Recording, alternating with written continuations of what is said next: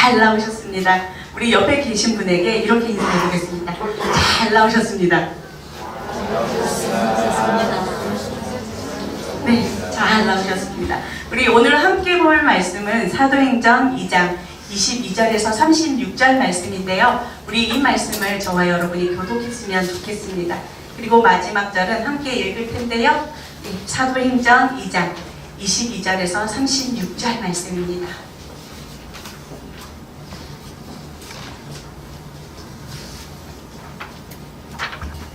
사도행전 2장 22절에서 36절 말씀을 저와 여러분이 한 절씩 교독하도록 하겠습니다. 제가 먼저 22절 읽도록 하겠습니다.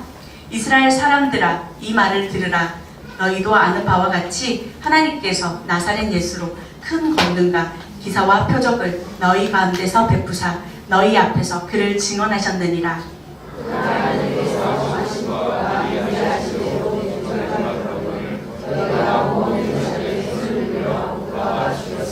하나님께서 그를 사망의 고통에서 풀어 살리셨으니 이는 그가 사망에 매여 있을 수 없었습니다.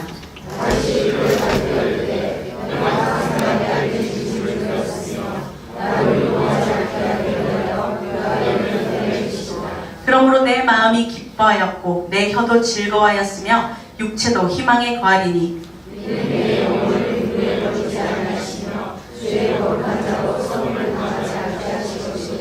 주께서 생명의 길을 내게 보이셨으니 주 앞에서 내게 기쁨이 충만하게 하시리로다 하였으므로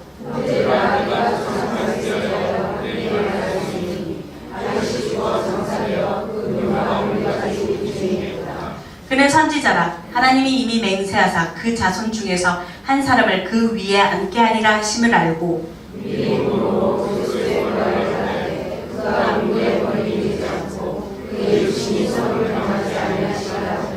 이 예수를 하나님이 살리신지라 우리가 다 이 일의 증인이로다.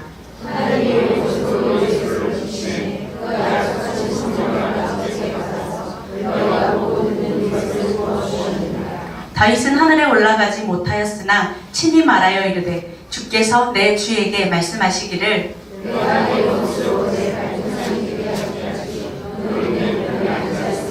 함께 읽겠습니다. 그런즉 이스라엘 온 집은 확실히 알지니 너희가 십자가에 못 박은 이 예수를 하나님이 주와 그리스도가 되게 하셨느니라 하니라. 아멘. 여러분, 그날이 왔습니다. 무슨 날일까요? 그날이 왔습니다. 네, 지난주 담임 목사님께서 예고하신 대로 이 본문을 가지고 제가 설교하는 날이 왔습니다. 네, 담임 목사님께서 어떻게 하셨는지 제가 가슴 치고 울면서 있을 것이다. 그런데 설교 잘할 거다라고 예고를 해주신 게 있어가지고 정말 많은 분들께 인사 오늘까지 들었습니다. 설교 잘 듣겠습니다. 화이팅 하십시오. 라는 인사를 지금 계속 듣고 있는데요. 네, 저 화이팅하고 여기 썼습니다. 목사님 어떻게 하셨는지 모르겠지만 네, 제가 이 설교 이 본문을 받고 나서부터 계속해서 제 머리를 쥐어뜯었습니다. 이 표현이 죄송하지만 네, 정말 죄송하지만 사실대로 얘기하는 겁니다. 이 말씀을 읽으면 읽을수록 얼지나 답답한지 가슴을 두드렸습니다. 왜냐하면 이 말씀이 지금 어디에 나와 있냐면 지금 이 사도행전 2장의 앞에 지금 베드로가 이야기하고 있는 설교하고 있는 부분이거든요. 근데 설교한 걸 가지고 제가 설교를 하려니까 아무래도 저는 좀 이렇게 왜 냉철하고 논리적이고 비판적 이런 거랑 좀 아무래도 거리가 있다 보니 이 날이 온 겁니다. 이걸 가지고 지금 설교해야 됩니다. 근데 이 설교를 준비하다가 보면서 제가 그렇구나. 이것이 나에게 소망이 되겠다라고 하는 한 부분이 보였습니다. 무엇이냐면 이 설교를 누가 했다고요?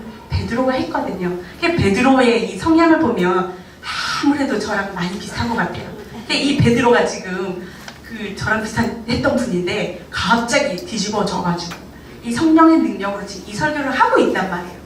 근데 그거 보니까 저는 소망이 되는 거예요. 우와, 베드로가 그렇게 했어? 3,000명이나 회개하는 이 설교를 했단 말이야? 라고 하는 게 저에게는 소망이 되었습니다. 그래서 저는 이 자리에 당당하게 섰습니다. 이거 베드로가 했으니까 라고 하는데 이 소망되는 이야기를 뒤에 이 설교 내용을 전부 이야기하고 난 다음에 무엇이 저에게 그렇게 소망이 되었는지를 나누어 보고자 합니다. 그런데 이 설교에 앞서서 이 지금 베드로가 이야기하고 있는 이 설교가 지금 누구를 대상으로 하고 있냐, 이것이 지금 여기에서 좀 중요한 포인트예요. 그래서 이 이야기를 좀 먼저 하려고 합니다. 지금 베드로가 설교를 하고 있는 이 당시에 지금 이 베드로 앞에 모여있는 사람들이 누구냐? 유대인이에요. 유대인 중에서도 디아스포라라고 하는 유대인인데요.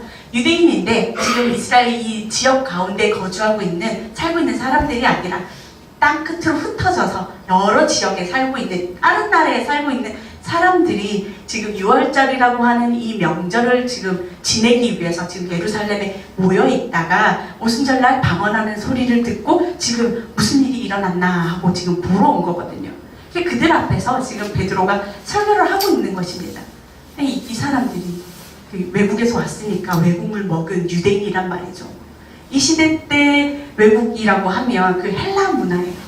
헬라 문화, 우리가 잘 알고 계실 거예요. 이 헬라라고 하는 이 찬란한 문화 중에 가장 또 유명한 게 철학이라는 것이 있어요.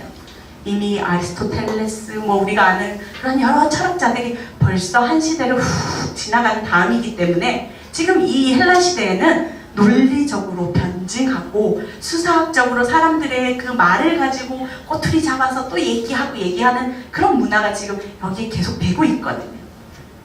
그런 문화 가운데 살고 있던 지금 외국물 먹은 사람들인데 또 유대인이란 말입니다. 여러분, 유대인 하면 떠오르는 그 종교심이 있잖아요. 얼마나 하나님을 향해서 열심히 특심인지 모르겠습니다. 그들에게 있어서 하나님, 이스라엘이라고 하는 이 관계 가운데서 그들의 하나님을 빼놓고 이야기할 수가 없어요. 그들의 역사 가운데서 모든 것을 진행하신 하나님이 계셨고, 그리고 또 율법, 그들이 지키고 행하는 그 모든 것들이 지금 이 율법이 너무나 중요한 사람들이에요. 이 사람들 앞에서 지금 베드로가 설교를 한단 말이죠. 이 지적인 사람들 앞에서 갑자기 베드로가 한순간에 뒤집어져서 설교를 하는데 그 설교의 내용 가운데 특징이 있습니다. 어떤 특징이 있느냐라고 하면서 지금 오늘 이 설교를 시작하려고 해요. 첫 번째 특징은 무엇이냐면 하나님이 하셨다라는 거예요. 그러니까 유대인들에게 있어서 지금 이렇게 저희 아이들과 잘 쓰는 말인데 먹히는 말입니다. 이게 유대인들에게 있어서는 하나님이 하셨다, 하나님을 빼놓고 이야기를 할 수가 없는 거예요. 그들에게 있어서는 종교 중심적으로 뭐든지 이루어지는 그 삶들인데, 그들에게 있어서 베드로가 그래, 너희의 하나님, 그 하나님이 이 일을 하셨다라고 하면서 22절부터 오늘 말씀을 하고 있는 것입니다. 우리 22절 말씀인데요. 우리 22절 말씀을 다시 한번 읽어보겠습니다. 시작. 너희도 알리와 같이 하나님께서 나사렛 예수로 큰 권능과 기사와 표적을 너희 가운데서 베푸사 너희 앞에서 그를 증언하셨느니라. 네, 예수님을 소개하는데 그 예수님이 지금 누구로부터 증언을 받고 있냐? 하나님이 하셨다라고 하면서 하나님이라는 그 주체가 누구인지부터 먼저 딱 얘기하고, 그러고 나서 예수가 그로부터 지금 이야기를 하고 있는 거예요. 예수님이 3년 동안 사시면서 어떤 일을 했냐라고 하는데 세 단어로 이야기하고 있습니다. 큰 권능과 기사와 표적이라고 하면서 예수님께서 행한 일을 가지고 지금 세 단어를 가지고 이야기를 하고 있단 말이죠. 그래서 이 세 단어를 좀 이렇게 파헤쳐 보니까 이런 뜻을 가지고 있었어요. 큰 권능 할 때 권능은 두나미스입니다. 원어적으로 보면 두나미스, 능력이다 라고 하는데 그냥 능력이 아닌 거예요. 사람으로서는 절대로 할 수 없는 초자연적인 그런 일을 행한 그런 기적을 두나미스라고 해요. 이 기적을 누구로부터 지금 받아서 하고 있냐? 하나님으로부터 받았다라고 이야기하고 있는 거예요. 그리고 기사라고 하는 이 테라스 역시 자연계라고 하는 우리가 흔히 볼 수 있는 그런 일이 아니다라고 이야기하고 있는 거예요. 마지막으로 표적이라고 하는 세메이온 역시 우리가 이 어떤 한 사실, 진리라고 했을 때 이 진리를 분명하게 봐라, 이것이 진짜지라고 보여줄 수 있는 그런 기적을 보여준 사람이 누구냐면 예수인데, 그 예수가 지금 누구를 통해서? 하나님을 통해서 지금 증거되고 있다라고 하는 이야기를 지금 하고 있는 것입니다. 다 비슷한 말 같이 보이잖아요. 예수님이 얼마나 큰 능력을 행하셨습니까? 복음서에 보면 너무 많아서 내가 다 못 쓴다라고 얘기할 만큼 예수님께서 보여주신 기적은 굉장히 많아요. 예수님께서 오병이어를 일으켜서 5,000명이나 되는 사람을 먹이셨고요. 죽은 자를 살리셨고요. 또 무엇을 하셨습니까? 병든 자, 약한 자, 그리고 상처받은 자, 모든 자들을 고쳐주셨어요. 하나님으로서 할 수 있는 일을 예수님이 하셨단 말이죠. 그 일을, 그 권능의 일을 지금 그가 했는데 하나님을 통해서 했다. 그것을 가지고 예수님이 하나님의 아들로서 지금 어떠한 일을 했는지 보아라 라고 베드로가 설교하고 있는 것입니다. 23절에 이어서 또 이렇게 얘기하는 거예요. 그가 하나님께서 정하신 뜻과 미리 아신 대로 내준 바 대업권을 너희가 법 없는 자들의 손을 빌려 못 박아 죽였으나. 예수가 스스로 그 권능을 행한 것이 아니다라고 얘기를 하는데, 그런데 그 스스로 행하지 않은 이유가 무엇이냐면 하나님의 정하신 뜻 안에 있었기 때문에 그가 스스로 혼자 마음대로 한 것이 아니다. 하나님 안에서 행한 거다. 그런데 너희가 어떻게 했느냐? 너희가 어떻게 했느냐? 그 예수를, 법 없는 자들, 율법이거든요. 율법 없는 이방인들을 통해서 너희가 그 예수를 못 박아 죽였지 않냐? 하나님이 증언한, 하나님께서 너희 가운데 그가 올 것이다 라고 예언했던 그 사람인데 너희가 죽였다. 이게 큰일이잖아요. 그러니까 24절에 이렇게 이야기합니다. 하나님께서 그를 사망의 고통에서 풀어 살리셨으니 이는 그가 사망에 매여 있을 수 없었습니다. 그런데 그가 죽었는데 그 자리에 그냥 있었던 것이 아니다. 하나님께서 다시 살리셨다. 왜냐하면 그는 사망에 매여 있을 수 없는 존재이기 때문이다. 그의 존재 자체가 어떠한 존재냐? 권능이 있는 존재인데 하나님이 살리신 그런 권능이 있는 존재다 라고 베드로는 이야기한 거예요. 이 이야기를 전부 요약하면 이런 말이 됩니다. 우리 이 앞에 요약한 말인데 함께 읽어보겠습니다. 시작. 하나님께서 나사렛 예수를 보내셨고 유대인들이 못 박아 죽인 예수를 하나님께서 다시 살아나게 하셨습니다. 하나님께서 다시 살리셨다. 누구를? 예수를. 그런데 그 모든 주체가 하나님이다 라고 강조하는 이유가 무엇이냐면요, 이 베드로의 설교를 듣고 있는 청중이 유대인들이기 때문에 그들에게 있어서 하나님에 대한 신앙이 너무나 중요하기 때문에 하나님을 강조하고 있는 거예요. 하나님이 하셨다. 하나님이 예수를 살리셨고 하나님의 뜻 안에서 그가 이런 일들을 행하였다. 그리고 너희가 그를 죽였지. 그런데 하나님이 다시 그를 살렸다라고 하는 이야기가 이 앞의 이야기입니다. 이게 첫 번째 특징이거든요. 하나님께서 하셨다. 그렇다면 두 번째 특징도 있단 말이죠. 무엇이 또 이 베드로 설교의 특징일까요? 하나님께서 하셨다라고 하는 그 증거를 다윗의 시를 가지고 온 것이 두 번째 특징입니다.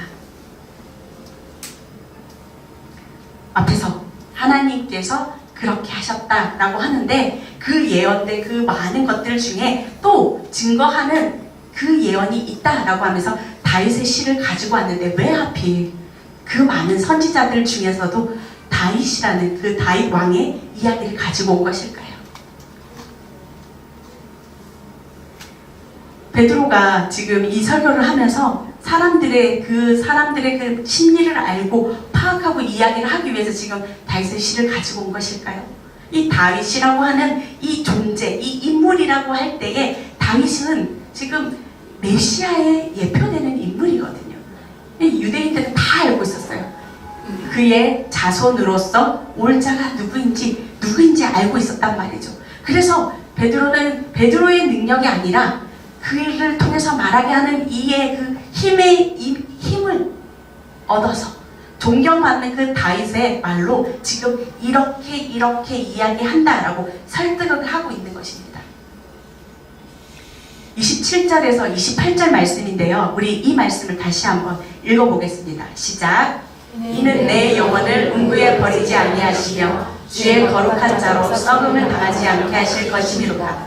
주께서 생명의 길을 내게 보이셨으니 주 앞에서 내게 기쁨이 충만하게 하시리로다. 이 말씀을 보면 여기서 나오는 나가 지금 다윗의 시거든요. 그러면 다윗인가? 라는 거예요.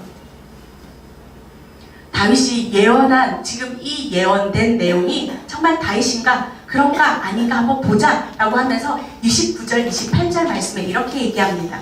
형제들아, 내가 조상 다윗에 대하여 담대하게 말할 수 있노니 다윗이 죽어 장사되어 그 묘가 오늘까지 우리 중에 있다. 그는 선지자라. 하나님이 이미 맹세하사 그 자손 중에서 한 사람을 그 위에 앉게 하리라 하심을 알고. 그럼 베드로가 먼저 설명을 하는데 이렇게 얘기하는 거예요. 다윗 몰래 온 거 우리 알고 있다. 그런데 그는 다시 살아나지 않았다. 그의 무덤이 지금 우리 가운데 있다. 그런데 그가 예언하기를, 선지자이니까 예언하기를 너 자손 다음에 너 오는 자손 중에서 그 위에 앉게 할 사람이 있다라고 하는 그 예언을 지금 이미 다윗이 했다라는 겁니다. 그러니까 지금 다윗이 이야기하고 있는 이 시편에서 이야기하는 나는 다윗이 아니라는 거예요. 그럼 여기서 이야기하는 나는 누구냐? 베드로가 이야기하고 싶은 것은 여기서 이야기하는 나는 예수이다. 그리고 주라고 하는 이 주는 그를 살리신 주 여호와 하나님이시다 라고 하는 그 이야기를 시편을 가지고 와서 이야기하는 거예요. 너희에게 그렇게 영향력 있는 다윗이 이렇게 얘기하지 않았냐? 다윗이 예수를 주라고 고백한 그 내용을 가지고 와서 그가 지금 무슨 일을 하였는지, 주 여호와 하나님을 통해서 무슨 일을 하였는지 보아라 라고 하면서 지금 그 증거를 보여주고 있는 것입니다. 이 말이 저도 보면서 어려워서 어떻게 요약을 할 수 있나 하고 봤더니 다윗이 실제 인물이라는 거예요. 수사학적으로 지금 막 베드로가 설명을 하는데 너희 알지 않냐? 1000년 전에 온 그 다윗 실제적으로 왔다. 그런데 그가 예언한 이 말, 그러면 다윗이 실제로 살아있을 때 한 말이니까 실제다. 그가 말한 대로 부활한 자손까지 지금 왔다, 이 자리에. 그러면 다윗이 이야기한 뒤의 이야기도 진짜이다라고 얘기하는 거예요. 이 부분에 대해서 베드로가 이러한 기법을 다 녹여서 지금 이 이야기를 하고 있는 거예요. 다윗의 시편에서 나는 나가 아니라 예수님이고 그리고 주 여호와이다 라고 하는 그 뒷이야기가 뭔지 한번 다시 보십시다. 여기에서 뒤에서 나는 예수이고 주는 하나님이라고 하는 그 여러분들 생각을 가지시고 우리 34절 35절 말씀을 함께 읽어보겠습니다. 시작. 다윗은 하늘에 올라가지 못하였으나 친히 말하여 이르되 주께서 내 주에게 말씀하시기를 내가 내 원수로 내 발등상이 되게 하기까지 너는 내 우편에 앉아있으라 하셨도다 하였으니.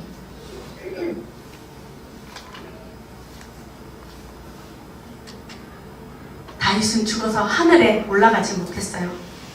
살아있는 채로 올라가지 못했어요. 그런데 예수님은 살아서 올라갔다. 너희가 존경하는 그 다윗이 시편에 벌써 이렇게 예언했다. 그러니까 이 이야기, 이 다윗의 시를 가지고 온 이유는 무엇이냐면 유대인들이 이 이야기를 들었을 때 그렇지 하고 고개를 끄덕였다는 거예요. 우리는 이게 무슨 말인가 하고 한번 생각해 봐야 되지만 이 당시 유대인들 입장에서는 그렇지 다윗의 자손으로 온다 그랬지, 그는 다시 살아난다 그랬지 라고 하는 그것을 이 사람들은 그 자리에서 듣고 바로 이해하고 그리고 그 다음 이야기를 들었단 말이죠. 그래서 이 다윗의 시를 가지고 왔고요. 그래서 너무나 중요한 그 유대인들 생각에 가지고 있는 이 메시아의 이야기를 끄집어낸 거예요. 이 다윗의 시를 통해서. 예수님께서 행한 기적을 보면 그 이야기가 바로 나오거든요. 마태복음 12장 22절에서 23절 말씀인데요. 우리 이 말씀도 함께 읽어보겠습니다. 시작. 그때 귀신 들려 눈 멀고 말 못하는 사람을 데리고 왔거늘 예수께서 고쳐주시되 그 말 못하는 사람을 말하여 보게 되지라. 우리가 다 놀라 이르되 이는 다윗의 자손이 아니냐. 유대인들에게 있어서 메시아, 너무나 기다리는 그 메시아. 그러니까 예수님이 행하는 그 모든 권능을 볼 때마다 생각하는 거예요. 아, 다윗의 자손으로 온다고 했는데 그가 그인가? 라고 생각을 한단 말이죠. 모든 유대인들이 그 생각을 하고 있는데, 그러니까 다윗이 직접적으로 이야기한 이 시를 가지고 와서 봐라, 너희가 생각하는 그건 이거 아니냐, 진짜다 라고 보여준 거예요. 다윗이 나의 주로서 고백할 수 있는 그 다윗이 지금 누구냐라는 거예요. 1000년 전 사람인데 누가 지금 이 다윗에게 이 시편을 쓰게끔 했냐는 거예요. 하나님이 하셨다는 거예요. 그래서 이 시는 유대인들에게는 예수님을 가장 잘 보여주는 그런 탁월한 예시가 되는 것입니다. 이 다윗의 시가 예수가 그리스도이다 라는 것을 보여주는 그런 특징이 되는 거예요. 베드로가 여기서 끝을 내지 않습니다. 이어서 이렇게 얘기합니다. 봐라, 예언되어 있지 않냐?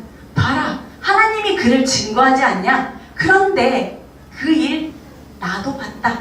이 일의 증인, 나도 증인이다 라고 하면서 증인과 증거와 예화를 모두 다 가지고 와서 사용하고 있습니다. 그 자리에 지금 누가 있었어요? 베드로가 있었고요. 그리고 오순절날 마가 다락방에서 함께 기도해서 방언받았던 120명의 사람들이 있었거든요. 그러니까 막 설교하다가 그거 나 봤다 라고 얘기하면서 내가 이 일의 증인이다 라고 얘기하는 거예요. 그러니까 120명도 나도 봤다 라고 얘기할 사람이 많은 거죠. 그러니까 이 일이 어떤 것이다? 진짜라는 거예요. 근데 증인이 우리만 증인이냐? 아니다. 너희도 증인이다 라고 얘기하는 거예요. 33절에 보면 하나님이 오른손으로 예수를 높이시매 그가 약속하신 성령을 아버지께 받아서 너희가 보고 듣는 이것을 진짜로 부어주지 않았느냐. 성령 진짜로 왔다. 요엘서에서 이야기한 그 성령이 진짜로 왔는데, 그러니까 너희가 지금 보고 있는 이것이 너희도 증인이다. 봐라, 예수가 보낸 그 영이 지금 여기에 임하였다. 그럼 빼도 박도 못하는 거예요. 증인과 증거와 이 확실한 것들이 있는데, 그런데 너희가 어떻게 했느냐? 그런즉 이스라엘 온 집은 확실히 알지니 너희가 십자가에 못 박은 이 예수를 하나님이 주와 그리스도가 되게 하셨다. 너희가 죽였지만 하나님이 그를 어떻게 하셨느냐? 주와 그리스도가 되게 하셨다라고 하는 것이 이 설교의 내용인 것입니다. 베드로 입장에선 그런 거예요. 이렇게 확실한 증거가 있는데 어떻게 그를 알아보지도 못하고 죽일 수가 있냐라는 거예요. 반대로 정말 그 예수님이 너희가 만약에 메시아이다 라는 것을 알았더라면 어떻게 했겠냐는 거예요. 뒤집어서 생각해 봅시다. 뒤집어서 생각해 보면 정말 예수님이 그들에게 있어서 메시아이다 라고 알았더라면 그 종교심 많은 유대인들이 예수님이 잡혀가는 모습을 보기도 전에 벌써 가서 폭동 일으키고 예수 내놔라고 난리쳤을 거 아니냐. 이거 베드로 너무나 잘 알았단 말이죠. 그런데 너희가 그를 죽였다. 그런데 반대로 하나님은 그를 다시 살리셨다라고 이야기하고 있는 거예요. 베드로가 지금 이 유대인들 앞에서 예수님을 얼마 전에 못 박아 죽인 이 유대인들 앞에서 강하게 얘기하는 거예요. 그가 주가 되셨다. 이게 속된 말로 우리 속담에도 있는데 뭐 아니면 도예요. 뭐 아니면 도인데 이 유대인들이 이 얘기를 했을 때 회개를 하든지 아니면 뭐라고 저도 예수당이야 하고 잡아 죽이든지 둘 중에 하나거든요. 그러면 지금 베드로가 그 앞에 서서 설교를 하였다? 그리고 예수님 죽일 때 베드로 어디 갔어요? 베드로 3번 부인하고 없어졌단 말이죠. 근데 그 베드로가 지금 3,000명 앞에서 설교를 한다? 우와, 정말 베드로 맞나? 라는 생각이 든 거예요.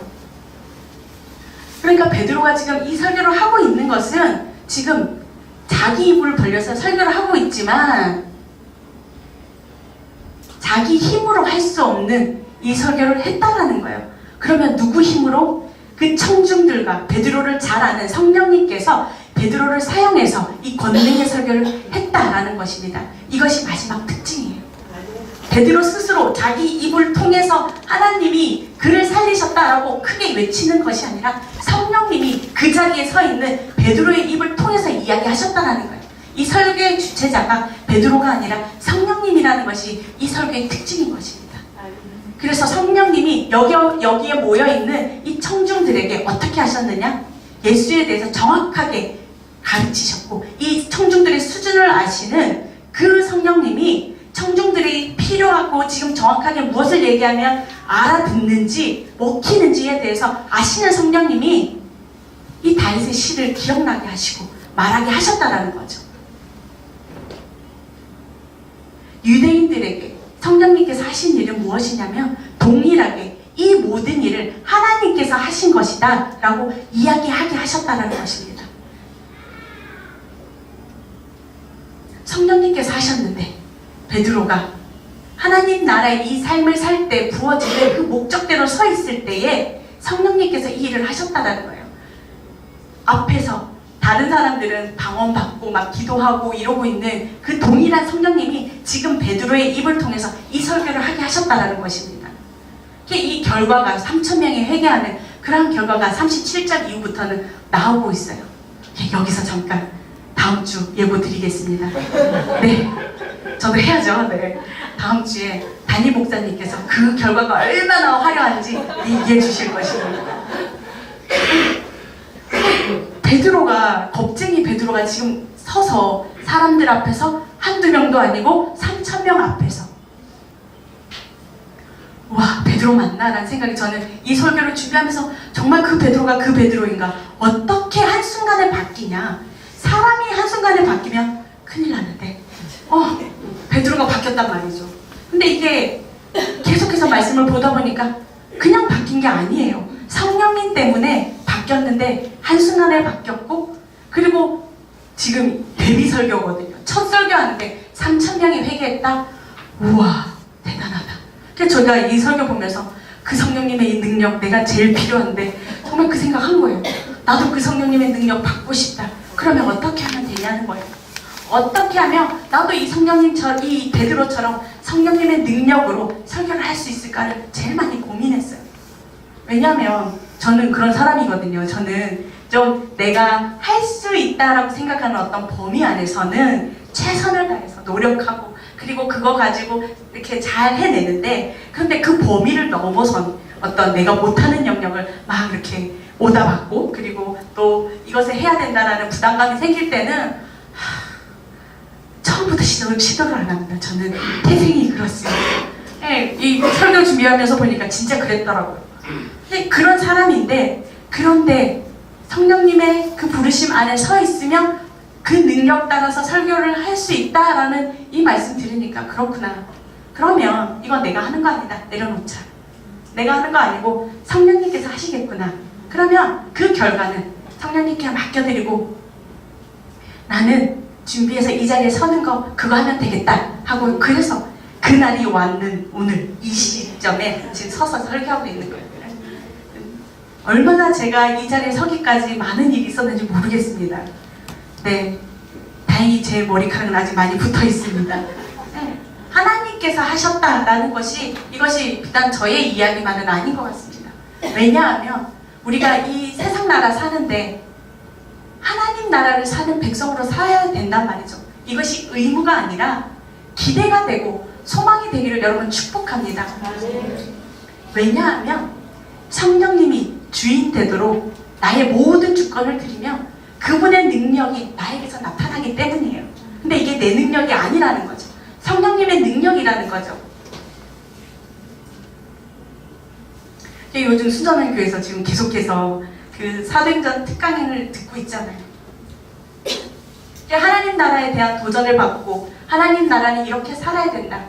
하나님 나라의 그 부르심 안에서 우리가 살려면 뭐 하면서 살아야 되냐? 하나님께서 주시는 그 부담감에 우리가 반응하고 그리고 그 부담감을 따라 살아야 된다라고 그러한 이야기들을 계속해서 듣는데, 여러분 정말로 하나님께서 책임지십니다. 베드로 보십시오. 베드로가 한순간에 그 인격이 변하고 담대함이 생겨서 그 많은 사람들 앞에서 어떻게 하면 내가 죽을 수도 있는 그 자리 앞에 설교를 했단 말이죠. 그리고 저 같은 사람도 여기 서서 설교합니다. 그런데 이것이 제 능력이 아니라는 거예요. 이 강단에서만 그렇습니까? 아니에요. 우리 삶 가운데서 정말로 하나님께서 주시는 그 부담감 안에 서 있는 자들, 그러면 하나님께서 우리를 통해서 그의 능력을 드러내실 것입니다. 그때에 우리를 통해서 하나님 나라가 드러나게 될 것입니다. 그때에 그의 나라가 임하게 될 것입니다. 그래서 우리가 우리 이 성령님이 나의 주인 되시도록 우리의 주권을 내어드리는 이 씨름들을 계속해서 하시기를 정말 여러분들 정말 제가 강구합니다. 그렇게 삶을 사십시오. 주님만이 나의 주인이시고 주님만이 나의 모든 것 되십니다. 그래서 하나님 하시고 싶은 대로 하십시오라고 나의 모든 주권을 드리는 여러분들의 인생이 되기를 축복합니다. 하나님께서 함께 하시면 여러분 못할 것 없습니다. 내가 하려고 하니까 안 되는 거예요. 하나님께서 책임지시면 모든 것이 가능하게 됩니다. 그 믿음으로 오늘도 사시고 내일도 사시고, 그래서 그 언젠가 하나님 앞에 섰을 때 하나님 내가 그렇게 살다가 왔습니다 라고 자랑하는 우리 성도님 되시기를 축복합니다. 아멘. 네, 그래서 우리 이 시간 성령이 오셨네 같이 찬양하시고요. 그리고 우리 함께 기도했으면 좋겠습니다. 성령님께서 오시면 내 인생이 어떻게 되는지 하나님 똑똑히 봐주십시오라고 우리 고백하는 이 시간 되었으면 좋겠습니다.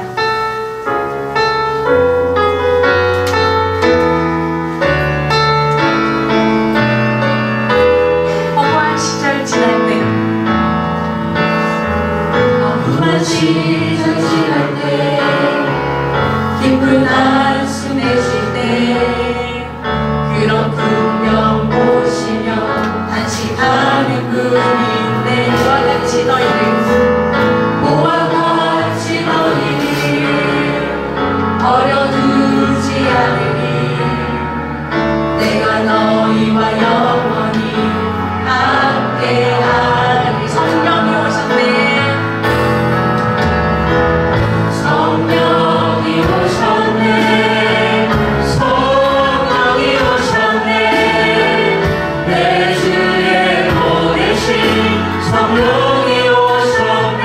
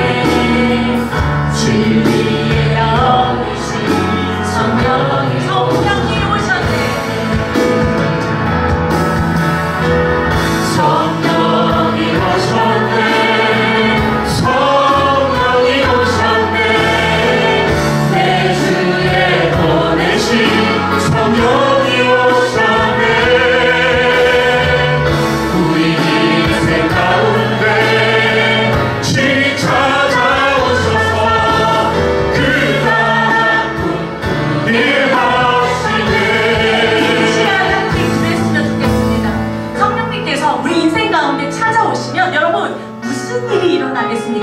여러분 성령님께 우리의 모든 것을 드리면 그 성령님이 그의 권능을 스스로 펼치실 것입니다. 주님 부르시는 곳에 여러분 우리 반응하십시다. 내가 하는 것이 아니라 하나님께서 하십시오. 하나님께서 이 모든 것들을 책임져 달라고 우리 이 시간 함께 기도하시겠습니다. 하나님 그렇습니다. 실제로 주의 나라가 현 가운데 오실 수 있는 방법이 하나님 나의 모든 것들이십니다. 하나님께 의지하는 것을 고백합니다. 하나님 그래서 이 시간 그렇게 고백합니다. 하나님 모든 것 되시는 하나님 나의 모든 것입니다.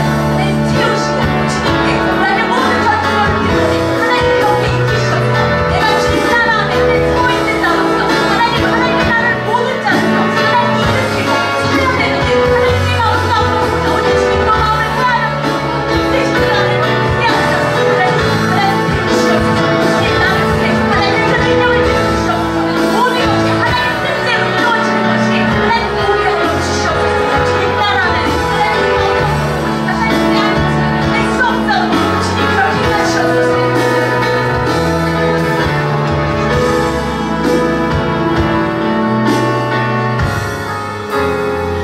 두 번째로 우리의 인생을 책임지는 것이 내가 아니라 하나님께 해달라고, 정말 주님의 그 권능이 나의 안에, 성령님의 권능이 나의 안에 충만하게 해달라고 우리 이 시간 다시 한번 기도했으면 좋겠습니다. 그것이 나의 나라가 아니기 때문입니다. 하나님의 나라이기 때문입니다. 그래서 하나님, 나의 모든 권리를 주님께 올려드립니다. 그렇게 선포하는 기도를 드리겠습니다.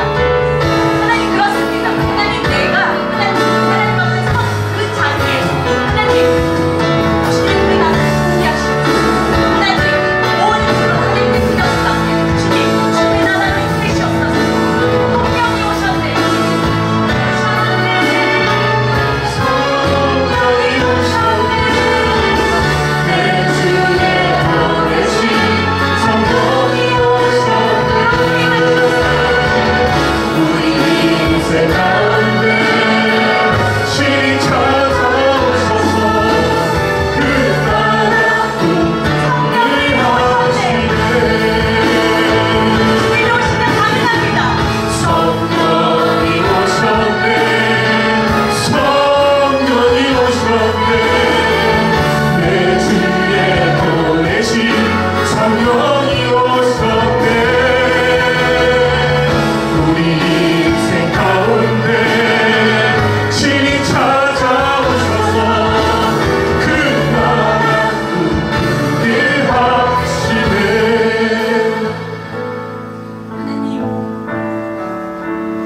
하나님의 꿈이 나의 꿈이어서 감사합니다. 하나님, 다른 건 그 무엇보다 하나님을 꿈꾸는 자들에게 해주셔서 감사합니다. 하나님, 이곳에 모인 자들이 주님 나라를 꿈꾸고 주님께서 행하시고자 하는 것을 꿈꾸고 성령을 사모하는 주님의 자들로 하나님 삼아주셔서 감사합니다. 하나님, 여기에 모인 자들 모두 한 사람 한 사람이 그 주님의 나라를 이 땅에 끌고 오는 그 성령님을 통해서 이 나라를 보게 하는 자들로 하나님 세워주시옵소서. 모든 주권을 하나님께 올려드립니다. 감사드리며 예수님의 이름으로 기도드렸습니다. 아멘.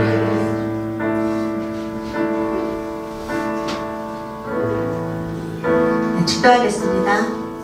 이제는 우리 주 예수 그리스도의 은혜와 하나님 아버지의 극진하신 사랑하심과 성령 하나님의 동행하여 주시고 역사해 주시는 은혜가 오늘 나를 성령님께 드리고 성령님의 이끌리심을 받아서 하나님의 나를 통하여서 펼쳐가겠노라고 결단하고 고개 숙인 이들의 머리 위에와 이들의 가정 위에와 우리 순전한 교회 위에와 이 지역과 열방 위에 영원히 함께 계시기를 간절히 축원하옵나이다.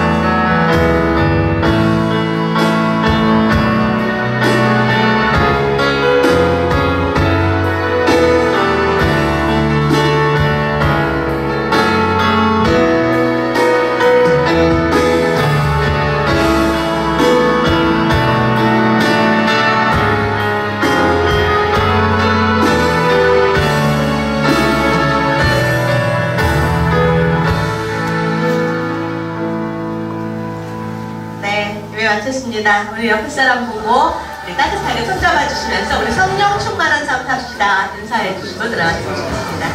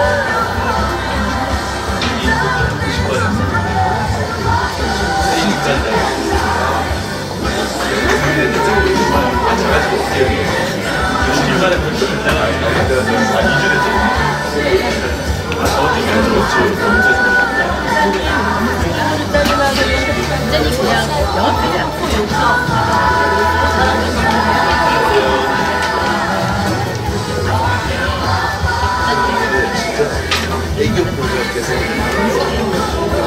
원래 운동선이었거든. 난 거기 갔어. 고향 스타들이랑 우리 사이를 갔다가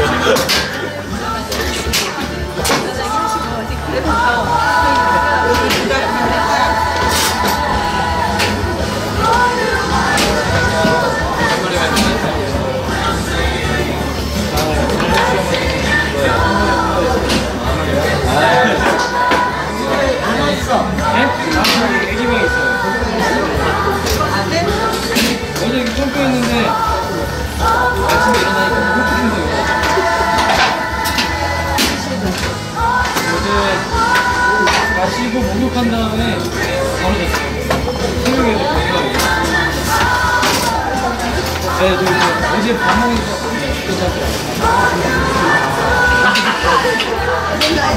녹화 안 갔어.